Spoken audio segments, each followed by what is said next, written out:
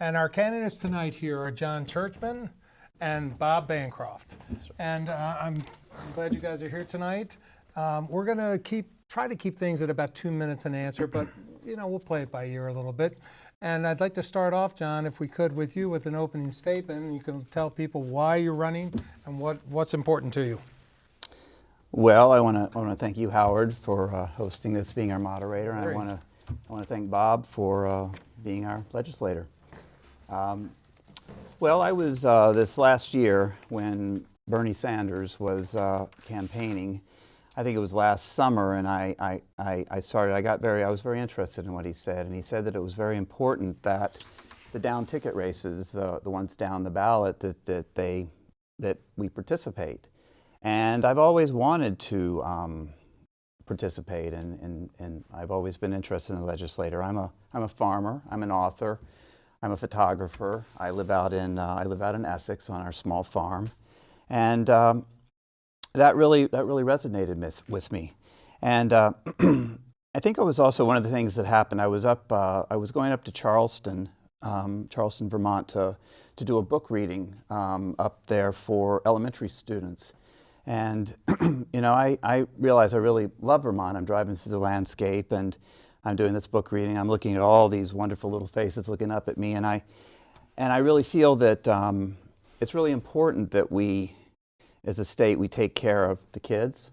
I think education is essential, and as an author, my wife and I, Jennifer, did a book called The Sheep Over. It was the #1 book in Vermont and New England last year for children, and it was a New York Times bestseller book, and it has allowed me the opportunity to serve. And I think that it's important that we participate. And as I said before, that I really commend Bob. I've been getting out and around, and I know how much it takes to do this job.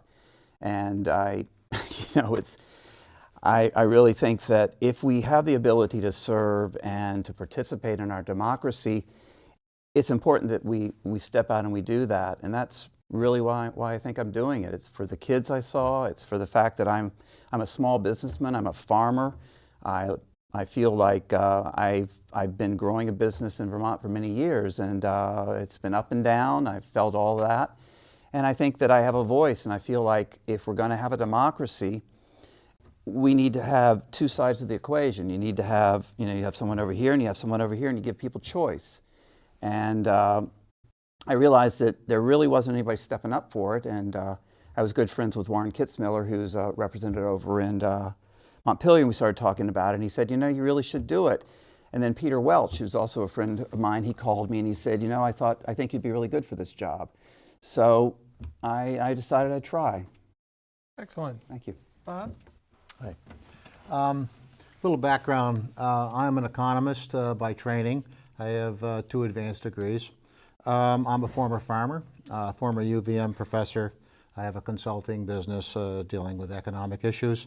I have extensive involvement in local government, more than probably about 17 or 18 years of various positions in the select board, 12 years, school board, and various and sundry other positions.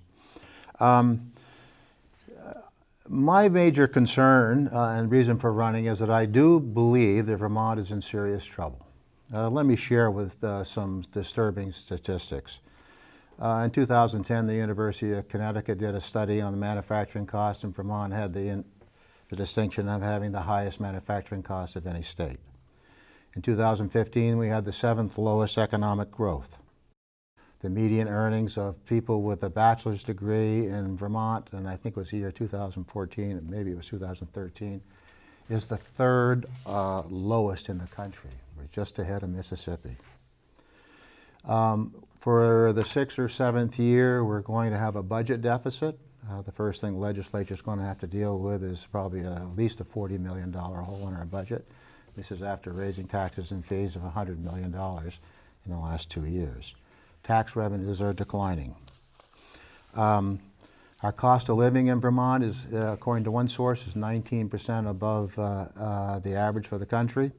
The greater Burlington area is 32% above average.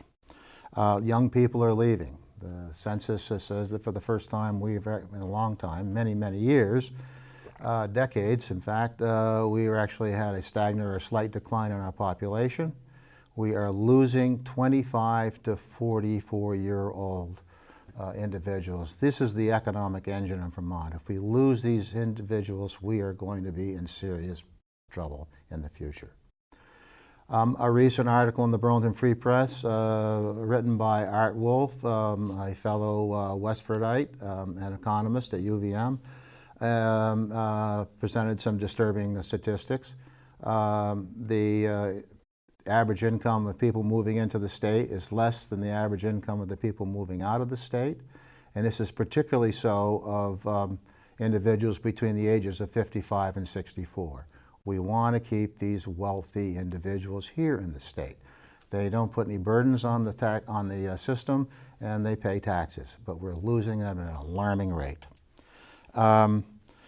We need to, I have three priorities in this upcoming legislative session. The first one is that we need to expand economic growth. If we do not expand economic growth, we are going to be in even greater trouble. We're having difficulty of funding the programs that we currently have. And unless we can expand our economic base, revenues are going to get smaller and smaller. We need to address the affordability crisis. One of the areas of particular is housing. We need to have programs that will encourage the building, increase the supply of moderate price housing so that lower income middle class people can afford it. Many employers I've talked to said that they can compete nationally on salary, entry-level salary for high-paying jobs. But when the individual comes here and they find out what housing costs are and what taxes are, they decline the job and they go off somewhere else. A third priority of mine is the budget. We need to come up with a different budgeting process, and we no longer can we kick the can down the road. We have a structural deficit problem. Our budgets are growing at 5% and have for the last 6 or 7 years, and while economic growth is only muddled along at 2 to 3%. You don't need a PhD in economics to understand you cannot continue to do that. So we need to have some financial control. We need to set some priorities, and we need to have a long-term view. We need to cap our budgets so that they grow at the same rate as inflation. And new taxes will only discourage economic growth, and they ultimately will hurt the state.